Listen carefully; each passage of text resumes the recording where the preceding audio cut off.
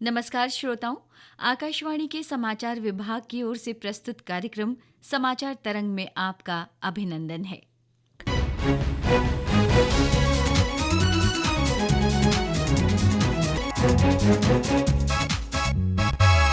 आज के इस अंक में मैं रितिका गुप्ता और मेरी सहयोगी माधुरी वशिष्ठ आपके लिए लाए हैं कुछ रोचक जानकारियाँ।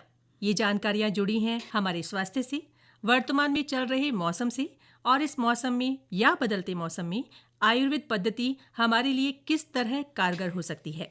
इन सभी के बारे में बातचीत करने के लिए आज स्टूडियो में हमारे साथ मौजूद हैं महाराव शेखाजी क्षेत्रीय आयुर्वेद अनुसंधान संस्थान से आयुर्वेद विशेषज्ञ डॉक्टर अविनाश जैन।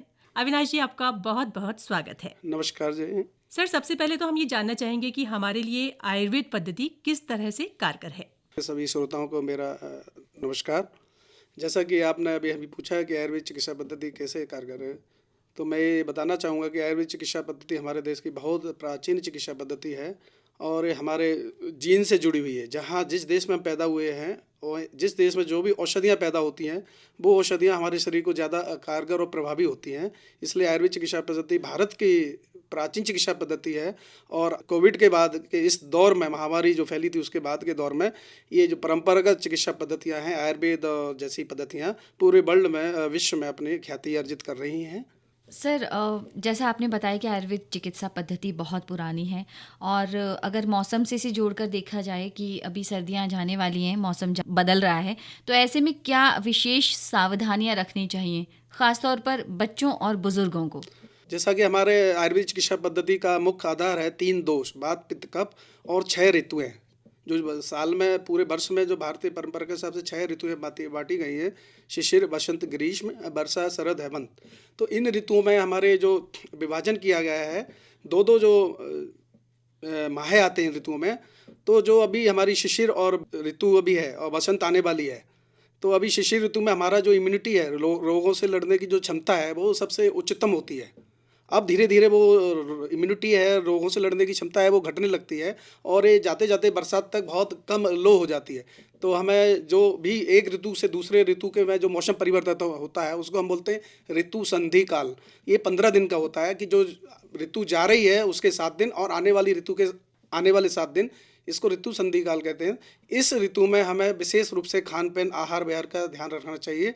जो ऋतु जा रही है उसका आहार विहार हमें धीरे धीरे छोड़ना है और जो आने वाली ऋतु है उसका आहार विहार जो हमें बताया गया है, वो धीरे धीरे हमें बढ़ती हुई मात्रा में सेवन करना है। अगर हम इसका ध्यान रहेंगे तो हम ऋतु संधिगत जितनी भी व्याधियाँ जो होती हैं, खासकर जो इस मौसम में जो व्याधियाँ होती हैं, वो कफ दोष से संबंधित होती है, जिसमें हो गया अस्थमा, खांसी और बाकी एलर्जी, जो परागकण से जो एलर्जी होती है और एलर्जी के कारण इन्फ्लुएंजा लाइक जो लक्षण होते हैं और आँखों में जो इन्फ्लुएंजा हो जाता है, वो अभी आने वाला है, मौसम में आया था। तो हम उससे बच सकते हैं अगर हम पहले से ध्यान रखें। कुछ हमारी विशेष विधियाँ हैं जो मैं बताना चाहूँगा। सर, अभी आपने बात करी आहार विहार की, तो अभी जिस तरह का मौसम चल रहा है उसमें किस तरह का आहार विहार हमारा होना चाहिए? ये बहुत अच्छा प्रश्न। ये एक्चुअली हमारी अभी जो ऋतु गई है उसमें हम बड़ा ही गरिष्ठ भोजन खा रहे थे, क्योंकि हमारी पाचक अग्नि थी, जो डाइजेस्टिव पावर थी, बहुत अच्छी थी मौसम के हिसाब से, इम्यूनिटी के हिसाब से। तो हम बड़ा ही गरिष्ठ भोजन और बाजरा, ज्वार और तिल्ली और घी के पकवान और पौस बड़ा और भी क्या क्या निकला है सीजन, तो हम जो गरिष्ठ भोजन खा रहे थे। अब हमें मौसम के हिसाब से थोड़ा लघु आहार की ओर जाना है। तो इस मौसम में जो भी सब्जियां, फल अवेलेबल हैं और जो सबसे सस्ते भी है इस मौसम में, उसका हमें सेवन करना है। और खासकर ग्रीष्म ऋतु का भी प्रभाव हो रहा है अभी, क्योंकि मौसम बदल रहा है। अभी बसंत ऋतु ना होके सीधा आजकल ग्रीष्म ऋतु की ओर मौसम बढ़ रहा है, क्योंकि इन्वायरमेंटल चेंजल, ग्लोबल चेंजेस की वजह से ऋतुओं का भी ये सारा चक्र बिगड़ रहा है।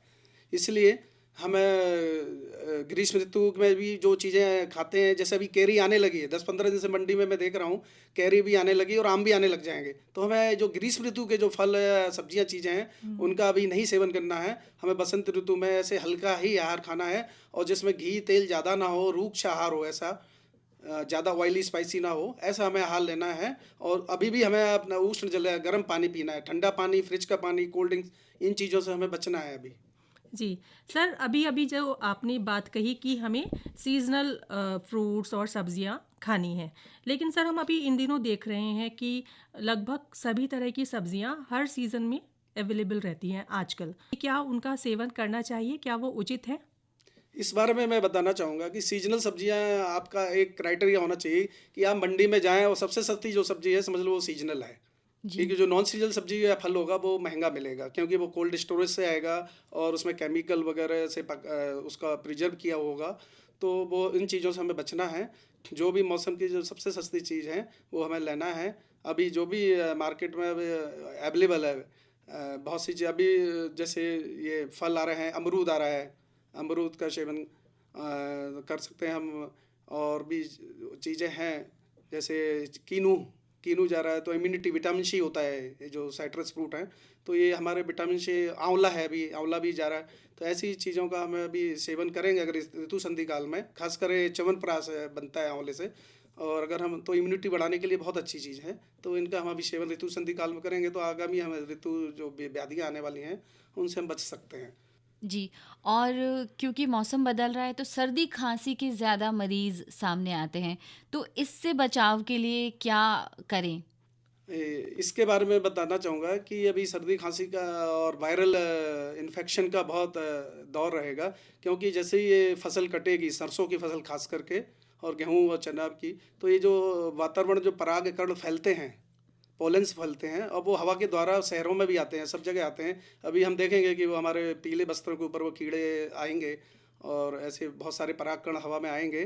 तो वो उसको बोलते हैं बासंतिक फ्लू, है ना, जी। बंडल फ्लू हम बोलते हैं। तो वो हमें श्वास मार्ग से भी जाता है और आँखों से भी जाता है। तो आँखों से में फ्लू हो जाता है और श्वास मार्ग से जाएगा तो खांसी, सर्दी, जुकाम, प्रतिश्याय जैसी स्थिति हो जाती है। इससे बचने का ये उपाय है कि हम अभी उष्ण पेय ही रखें, अपना ठंडा पानी नहीं पिएं। और दूसरा, हम मास्क लगा के भी बच सकते हैं अगर कहीं भीड़ भाड़ बड़ी जगह जाएं। और अभी हमें कपड़े, पूरे ठंड के कपड़े त्यागना नहीं है, स्वेटर वगैरह, हल्का हाफ स्वेटर या पतली जैकेट जरूर पहने। और अभी भी शीतोष्ण जल से स्नान करें, ज़्यादा एकदम शीत जल से स्नान नहीं करना चाहिए, तो हम इनसे बच सकते हैं। जी। जी सर। सर आयुर्वेद पद्धति से इलाज के दौरान किए जाने वाले परहेज़ अक्सर बताए जाते हैं कि खटाई नहीं खाई जाए। तो उनसे बचने के लिए लोग अक्सर देखा जाता है कि एलोपैथिक की तरफ चले जाते हैं। इस बारे में आपका क्या कहना है? एलोपैथी जो चिकित्सा पद्धति है उसकी अपनी विशेषताएं हैं। क्योंकि हम सभी जानते हैं कि अगर हमें इमरजेंसी है और हमें कुछ तुरंत लाभ चाहिए तो हम एलोपैथी की ओर जा सकते हैं। लेकिन एलोपैथी की भी कुछ लिमिट्स हैं, सीमाएं हैं जहां एलोपैथी कारगर नहीं है। खास करके ऐसे क्रोनिक डिसीज और जहाँ एलोपैथी में दवाइयाँ काम नहीं करती हैं, रेजिस्टेंस हो जाता है आजकल, एंटी माइक्रोबियल रेजिस्टेंस जिसको बोलते हैं, एंटीबायोटिक जी। रेजिस्टेंस बहुत बड़ा कॉमन शब्द है आजकल। तो वो काम नहीं कर रहे हैं उन वायरस पे, बैक्टीरिया पे। तो हम हमारे आयुर्वेद में बहुत सी ऐसी चीज़ें हैं जिनका सेवन हम करके अपनी इम्यूनिटी बढ़ा सकते हैं।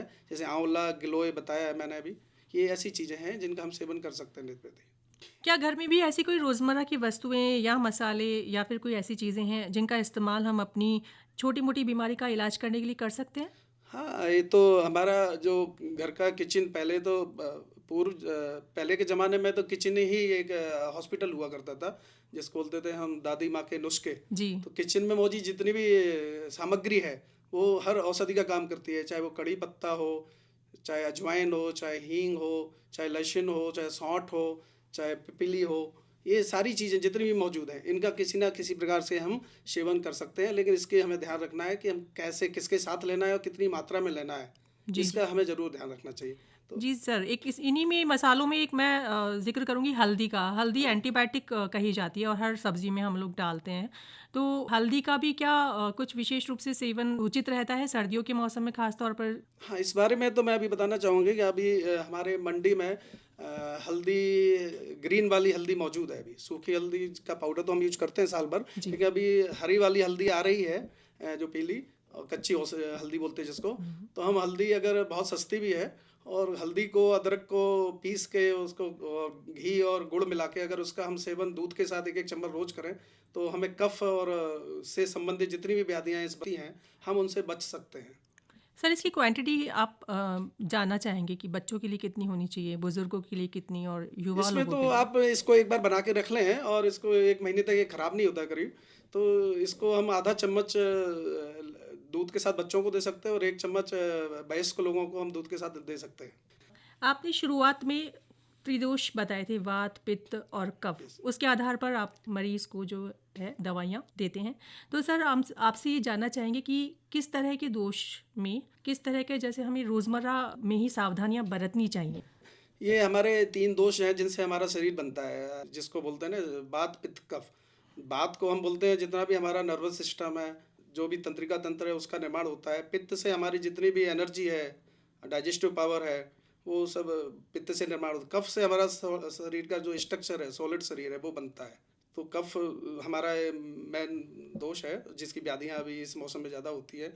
तो इसमें जिस ऋतु में साल में जो 3 बार ऐसे मौसम आते हैं कि इनका प्रकोप होता है, तो एक वर्षा ऋतु आती है जुलाई अगस्त में, उस समय वात का प्रकोप होता है, इसलिए उससे न्यूरोलॉजिकल डिसऑर्डर ज़्यादा होते हैं, खास करके पैरालिसिस जैसे रोग या ऑस्टियोआर्थराइटिस और आम बात, संधिवात जैसे रोग। दूसरा है एक, उसके बाद आता है शरद ऋतु, पित्त, उस समय पित्त का प्रकोप होता है। उस समय स्किन से संबंधित और पित्त से संबंधित acidity, hyper acidity, skin allergy जैसी समस्याएं बहुत ज़्यादा होती हैं। तो उस समय हम उस दोष से बचने के लिए उसके उपाय कर सकते हैं, उसके औषधियाँ अलग होती हैं। तीसरा, अभी जो बसंत ऋतु चल रही है आने वाले समय में, तो इसमें कफ का प्रकोप होता है। कफ से संबंधित जो सर्दी, खांसी, अस्थमा, ये ऐसी व्याधियाँ हैं जो उत्पन्न होती हैं। तो हम कफ का शमन, जो शुंठी जैसी हमने औषधियाँ बताई हैं, सौंठ जैसी, इनके प्रयोग से हम बच सकते हैं। सर एक चीज़ और मैं जानना चाहूँगी कि हर व्यक्ति की भी एक प्रकृति होती है, जैसे ये तो अपन ने बताया मौसम के अनुसार, तो उसकी जांच कैसे करते हैं? प्रकृति एक बहुत बड़ा आयुर्वेद का सिद्धांत है। प्रकृति का एक हमारे पास क्वेश्चनरी होती है, तो करीब उसमें आधा घंटे का टाइम लगता है। तो उसमें बहुत सारे सेट्स हमारे क्वेश्चन हैं, तो हम उसमें जो भी जिस भी व्यक्ति की हम प्रकृति देखते हैं उससे क्वेश्चन पूछ के उसके कुछ शरीर के पैरामीटर चेक करके वो प्रकृति उसमें डाल के फिर उस प्रकृति एक निकल के आती है। किसी प्रकृति एकल प्रकृति सच नहीं होती है, मिक्स प्रकृति होती है। किसी की बात पित्त होती है, किसी की बात कफ होती है, किसी की पित्त कफ होती है। इसको हम बोलते हैं द्वंद्वज प्रकृतियाँ। बात प्रकृति वाले, जैसे बहुत बात डोमिनेटिंग प्रकृति वाले जो व्यक्ति हैं, वो खास करके बात रोग जो होते हैं हमारे जुलाई अगस्त में, है ना, प्रावट ऋतु में और वर्षा ऋतु में, उससे बचने के लिए ही वो है कि उसमें उनसे संबंधित व्याधियाँ ज़्यादा होती हैं। पित्त प्रकृति वाले को शरद ऋतु में पित्त से संबंधित व्याधियाँ ज़्यादा होती हैं। कफज प्रकृति है तो उसको अभी सर्दी, जुकाम, नजला, अस्थमा, ऐसी व्याधियाँ ज़्यादा होती हैं। बिल्कुल सर, एक पंचकर्म चिकित्सा पद्धति है, इसके बारे में बहुत सुना है, क्या ये हर व्यक्ति ले सकते हैं? बहुत अच्छा प्रश्न है, जिसको आजकल हम बोलते हैं डिटॉक्स, बॉडी डिटॉक्स करा रहा है हर आजकल स्पा और शुद्धि आयुर्वेद, कई जगह के जो आजकल चल रहा है। आयुर्वेद में एक 2 तरह की चिकित्सा है, एक शमन चिकित्सा और एक शोधन चिकित्सा। शमन चिकित्सा हम औषधियों से करते हैं, जैसा अभी हमने जो चर्चा में बताया। दूसरी होती है एक शोधन चिकित्सा, जिसको बोलते हैं पंचकर्म चिकित्सा। जिस तरह के हर मशीन को या हर गाड़ी को, व्हीकल को एक ईयरली उसको सर्विसिंग की ज़रूरत होती है, उसी तरह हमारे शरीर को भी, हमारा शरीर भी इतना पुराना 80, 90, 100 साल हम जीते हैं, ये भी एक मशीन है, क्योंकि इसमें बहुत सारे ऑर्गन हैं, पार्ट्स काम करते हैं। तो अगर शरीर की शुद्धि नहीं होगी तो हमें बीमारियां होंगी। अगर हम पंचकर्म चिकित्सा पद्धति से शरीर का शोधन करते हैं तो हम कई सारी व्याधियों से बच सकते हैं, और जो मौसमी व्याधियां हैं वो भी, और जो हमारी प्रकृति के हिसाब से जो व्याधियां होने वाली हैं हम उससे भी बच सकते हैं। इसलिए पंचकर्म चिकित्सा से 5 चिकित्साएं हम करते हैं, अलग अलग दोष के हिसाब से होती हैं, और ये किसी सुयोग्य पंचकर्म विशेषज्ञ की ही सलाह से हम, और खास करके भर्ती होके कहीं इंडोर सुविधा है वहाँ हम ले सकते हैं। जी सर, कार्यक्रम के अंत में आकाशवाणी के माध्यम से आप हमारे श्रोताओं को क्या विशेष संदेश देना चाहेंगे? आकाशवाणी के सभी श्रोताओं को मैं ये कहना चाहूँगा कि हम भारत देश में पैदा हुए हैं, और भारत देश की जो चिकित्सा पद्धति है उसका हम मान सम्मान रखते हुए, उसके में जो भी नियम कायदे बताए गए हैं, आहार विहार बताया गया है, उसका हम सेवन करेंगे तो हम ये जो व्याधियाँ हैं ऋतु संधिगत, इनसे बच सकते हैं। जी सर, बहुत ही अच्छा संदेश आपने दिया हमारे श्रोताओं को, और आप हमारे स्टूडियो में आए और इतनी सारी जानकारियाँ हमें दी, इसके लिए आपका बहुत बहुत धन्यवाद। बहुत बहुत धन्यवाद आपका। श्रोताओं, आज आपने जाना कि किस तरह आयुर्वेद के माध्यम से हम बदलते मौसम में अपने और अपने परिवार के स्वास्थ्य का ध्यान रख सकते हैं। अब हमें दीजिए इजाजत, नमस्कार। जाने से पहले आपको बता दें कि कार्यक्रम के प्रस्तुतकर्ता हैं रामनाथ मीणा।